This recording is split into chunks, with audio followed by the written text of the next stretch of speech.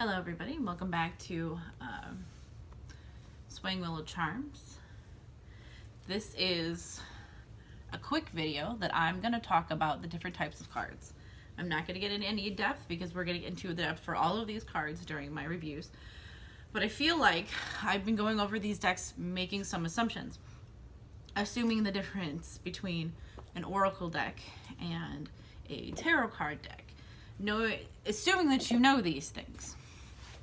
When in truth, you might not understand at all the difference between, say, a meditation deck and a fortune telling deck.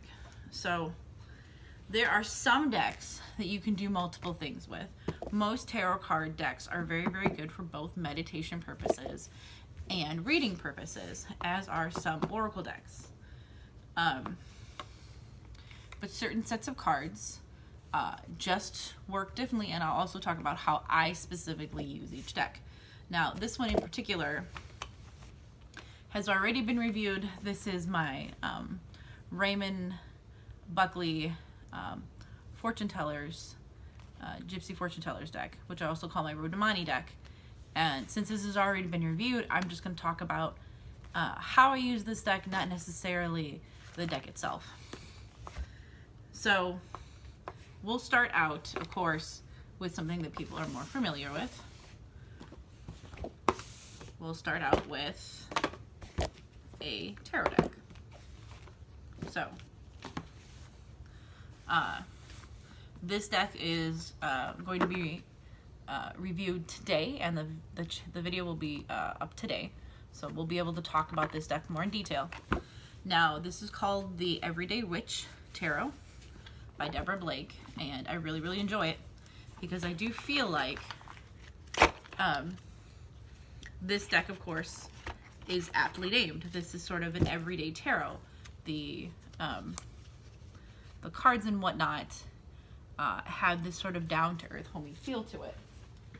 I have to say that of all the tarot decks that I've ever had, they usually have small book size books that come with the deck. This one, on the other hand, has a full-size novel. So they truly and honestly mean this to be your everyday deck for a tarot card readings for as a witch. So I use tarot cards when I have an issue either with myself, sort of an imbalance with another person or a situation or myself. I would use something like a standard Celtic cross spread if I want to look at myself in general because I feel like I am off and I need to take a step back and take a wider look at myself. And then I would use something like the 4 season spread, which is 8 cards, which starts from the beginning of it and goes all the way through the conclusion. You know, start, continued, middle, toward the end, and then the conclusion. When I'm looking specifically at a problem that is bothering me and I'm not quite sure what I'm to do about it, and gives me a good overview of that specific situation, I would use something like a 3-card spread just to have a quick past, present, future, conflict, the situation, conflict, and solution, very, very quick spreads. Or a single card if I just want a daily review of that day, just sort of this single card to contemplate. You can sit and meditate on these cards as well. I use them sometimes to go into some sort of meditation where I just let my subconscious talk to me through whatever character is in the card that I'm imagining. So tarot decks are probably my favorite because they are the most versatile. They have a lot of different things that you can use them for, but they're very in-depth. And because they have so many uses, they don't have a lot of concrete answers, just more so like general answers. As opposed to something like the Romani deck, where you have very specific answers to situations. And an example, of course, I'm reading from the booklet is Aces Four of Aces. An engagement to be wed. So this would be something that you would see in the future, or something that's going on with somebody else's out. A very specific thing, an engagement. So you wouldn't find something so specific in a tarot deck, but you would most certainly find that in a Lenormand deck, or doing like playing card readings. So those translations often come out to be extremely specific, concrete things. The Gypsy Witch has a very similar setup with that. The difference between what I consider the Gypsy Witch and the Romani deck here is that the Gypsy Witch has one very specific layout. I think two very specific layouts at most. And the cards change in relationship to the significator, which would be in the center, and the significator is one for a male and one for a female. Those cards never change. So tarot decks, the significator can be something that the person chooses, or it can be just a card that comes out of the deck. The specific significator for this deck is for everybody. It's the same card no matter if you're male or female. So Gypsy Witch stuff changes depending on where that card is, here or there. So the further away it is from the person, the less impact it has. Or it can even, relationship to another card, have a completely different meaning. And one card in particular, there is a hearth card, a fireplace card, that can change the whole meaning of the entire deck. Like everything can just sort of be like reduced. So when I would use a Gypsy Witch fortune telling deck is sort of to take either a tarot card or an oracle reading and get way more specific. Or if somebody's having sort of this question of, I've got this situation going on, I need to know what's happening close to me as well as far away from me. How is this affecting everybody involved? That's a very good question for, say, a Gypsy Witch deck. Now, oracle decks. So we've got the Halloween deck, and in some functions it functions very similarly to a tarot deck, except that oracles don't have suits. The specific cards themselves will go and just be a meaning. So the suits in a tarot deck will have connection to one another, and they'll also have a similar meaning, as they're all like earth cards or fire cards or water cards or whatever. So, and then you'll have the major arcana versus minor arcana. In a oracle deck, all the cards are created equal. They all have their own meanings, but they're all created equal. There's no card that is like mundane life versus higher, like overall stuff. And the difference between a standard oracle deck and a angel oracle cards is very easy to see. So this is the deck by Doreen Virtue, which I actually use once a week. I had a class today with Angel Communications, and she said, and I've actually been using this without her saying it, that angel cards are like homework. You throw 3 cards at the beginning of the week, and it's stuff that you can work on during that week. We're all looking to better ourselves. We're all looking to sort of expand our sort of being and improve aspects of ourselves, because let's be honest, there's none of us that are perfect, because we're human and we're designed to be imperfect. Well, angel cards point out different ways that you can improve within that week, and you sort of take this as homework and you think about it and you work on it. So they are both, in a respect, meditation cards, because there's something that you're working on, and communications with like higher being cards. So if the angels feel like things are going one way or another, then they'll tell you. And if you don't want to work with angels, you don't have to use an angel deck. But I like to use angel decks weekly. I think it's a good way to do things. Oracle decks, I like to use when I don't feel like the tarot is going to the tarot spreads are going to work for me, that I think I need overall concepts. So it's almost like an oracle deck is like major arcana only, where a tarot card is minor arcana and major arcana, and then you get Gypsy Witch and this are just minor arcana, where they're more concrete, mundane issues.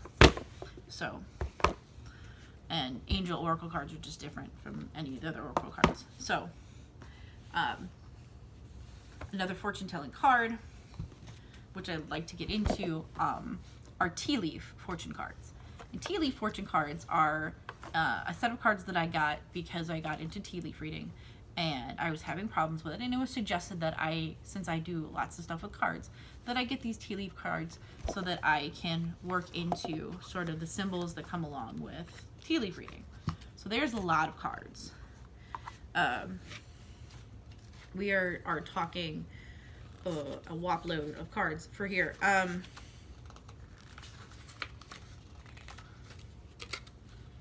Let's see. Might see on the box. 200. There are 200 cards in this thing. Not all of those are symbol cards.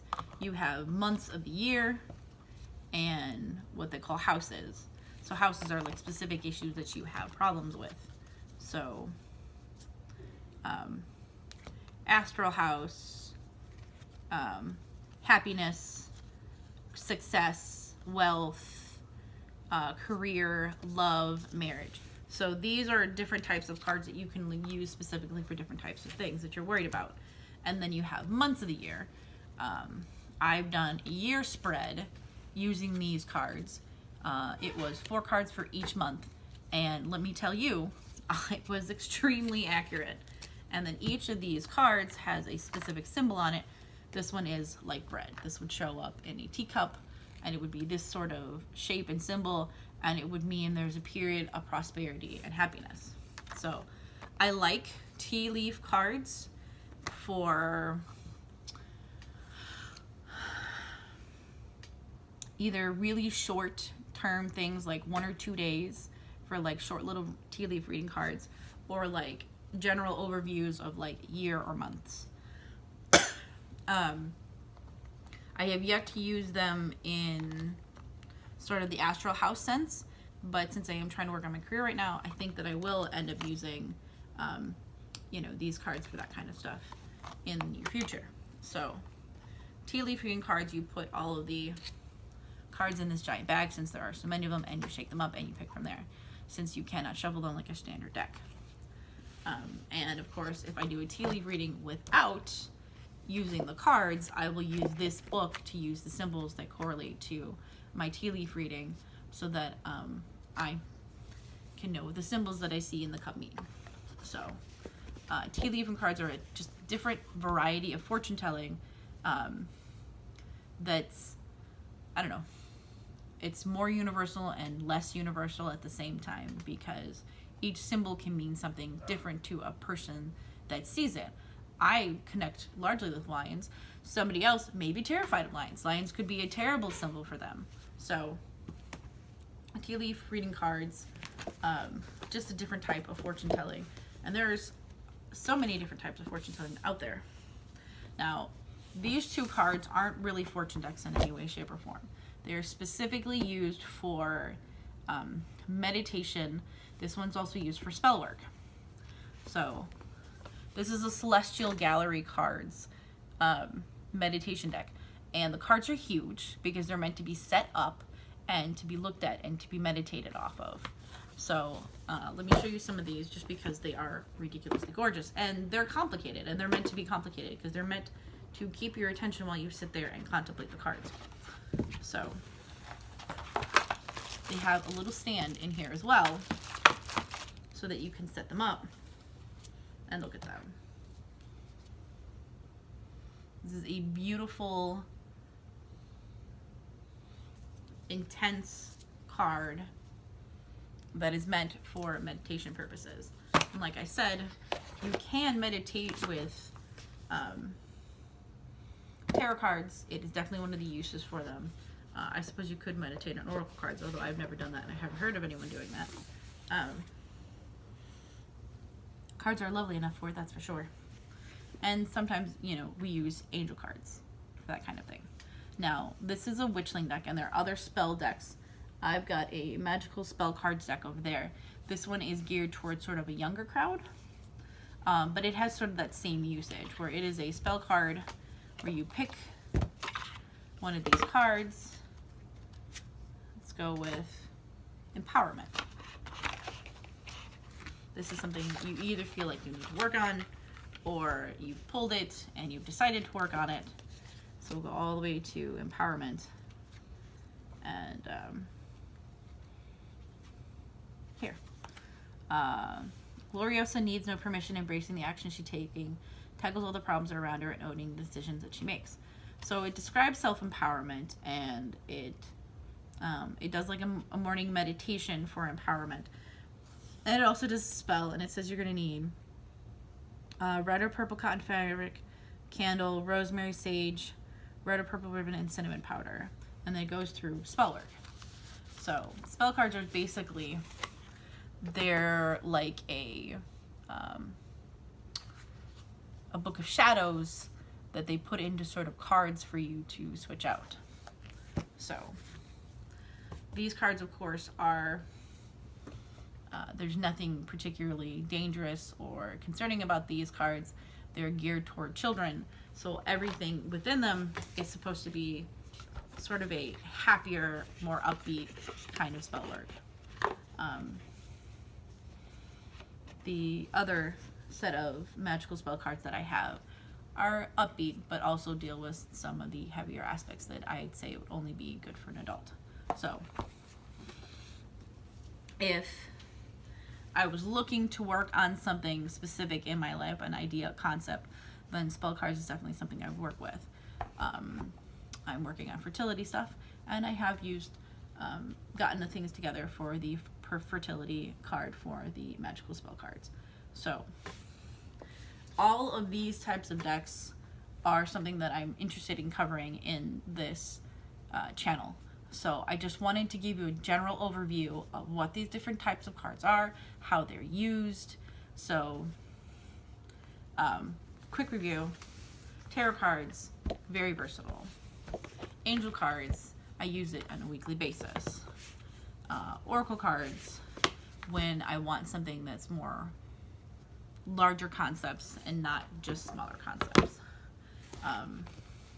Smaller concepts for the tea leaf, for the Romani deck, which is actually kind of different from Lenormand decks because it has both playing cards and it's got like a tarot kind of thing. And then the fortune telling Gypsy Witch. So and last but not least, of course, we have meditation decks, and meditation is very important. And then we have spell cards. So this group of cards here, I've covered some of them. I will cover some other ones in the future. Right now I'm going to be turning this off, uploading this, and then we'll be doing the Everyday Witch today. So if you have any questions about any of these cards, if there's anything that you've seen here that I haven't covered on my channel yet, and you're interested in that being, I don't know, pushed ahead of some of the other cards that I have in the large shelving unit full of cards, let me know. If you have any questions about anything, I am happy to answer this. Now, if you want to see more videos like this or of any of my other cards, please like, subscribe, leave a comment if you have any questions. You can message me. I have a whole link of things and ways to contact me: email address, Facebook, Twitter, Instagram. All of that is going to be listed here. Thank you for watching.